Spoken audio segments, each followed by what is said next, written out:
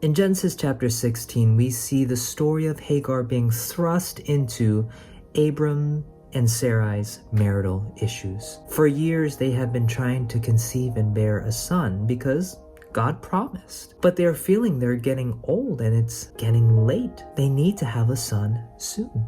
So rather than trusting in God's promise, Sarai trusted in herself. She took her maidservant Hagar, an Egyptian woman, and gave it to Abram, hoping she would conceive a son. Without surprise, Hagar does conceive, and she bears a son. Pay attention to what happens next.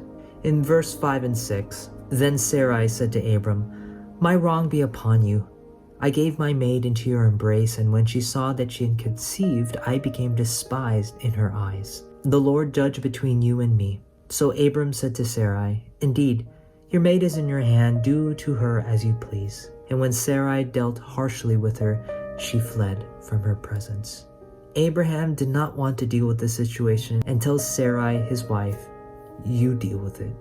So when Sarai dealt harshly with Hagar, she flees from her presence. At this moment, Hagar is now a victim. She's feeling unwanted, betrayed, used, all alone. Who will understand her? As we continue reading in verse 9 and 10, the angel of the Lord said to her, "Return to your mistress and submit yourself under her hand." Then the angel of the Lord said to her, "I will multiply your descendants exceedingly, so that they shall not be counted for a multitude." Verse 11 and 12, and the angel of the Lord said to her, "Behold, you are with child, and you shall bear a son. You shall call his name Ishmael, because the Lord has heard your affliction. He shall be a wild man.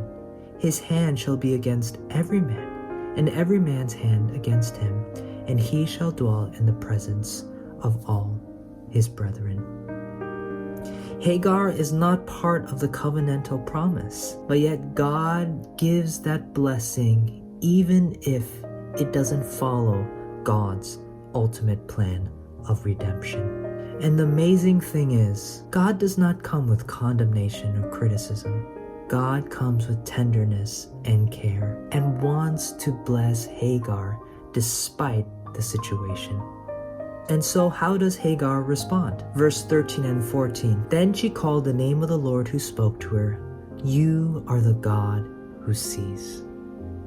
For she said, "Have I also seen him who sees me?" God responds to Hagar's loneliness by naming her son Ishmael. God sees. And Hagar responds by saying, "Lord, you are the God who hears." The beautiful truth for us today is that we serve a God, an active God, who not only sees, but hears our every situation. Isn't this the very thing we need to hear when we're going through difficulties in life? We need to be reminded that God has not forgotten us. He is the God who sees, and He is the God who hears. That's the God we serve.